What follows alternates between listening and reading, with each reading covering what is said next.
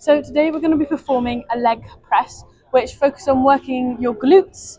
It also works your quads and your hamstrings at the back of your legs. When using this machine, we want to start off in a nice like squat position almost, work with a 90-degree angle at the legs. We're going to keep our back flat on the seat and just grab the handles here.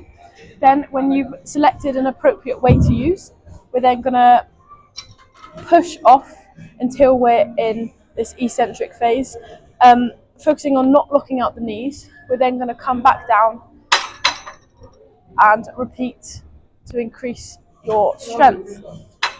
When we're working to build strength, we want to be repeating this between 6 to 8 reps. There we go. And you can adjust it. So if you want to be in a lower squat position, you can bring the seat closer to the floor. Sorry, excuse the people walking past. It's fine. And yeah, this is how we perform a leg press.